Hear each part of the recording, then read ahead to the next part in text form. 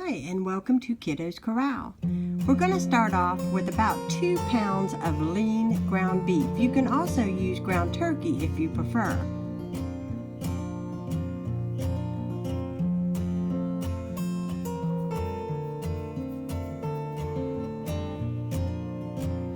Then we're going to also use some Italian sausage. Mine is mild, but I do prefer the hot.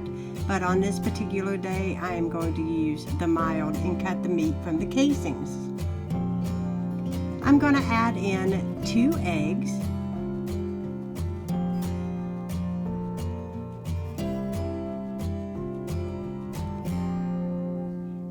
And then a half a can of Italian style breadcrumbs. A little bit of garlic powder.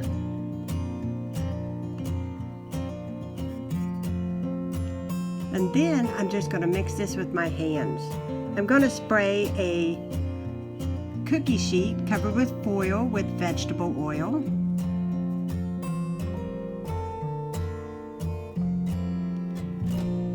There's my meat mixed. And I'm going to roll it into balls by using a cookie scooper that ensures that each one of my meatballs are the same size.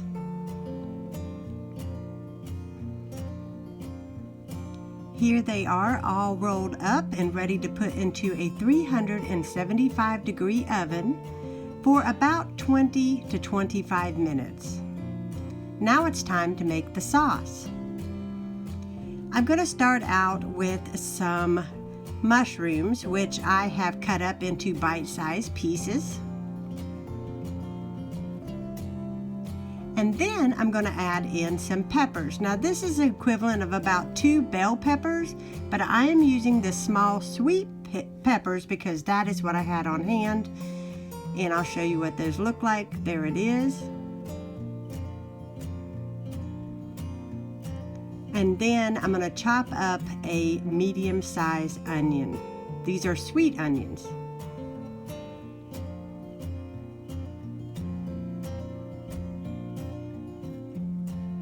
Now I'm going to use my newfound love, the avocado oil, about 2 tablespoons into the bottom of the pot. Then I'm going to add in all those veggies and mushrooms, and I'm going to allow those to saute for about 15 minutes. Then I'm going to add in all of the good sauce that I buy, and I'm going to show you what kind I use.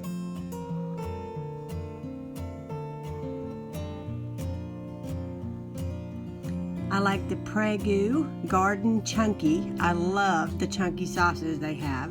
But then I have a secret ingredient. I love the Prego tomato and fresh ricotta. This is not just for chicken, I promise. This is a new go-to for me.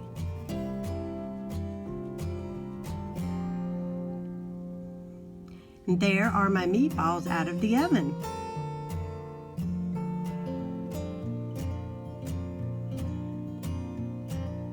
Now we're going to add my meatballs straight into the pasta sauce.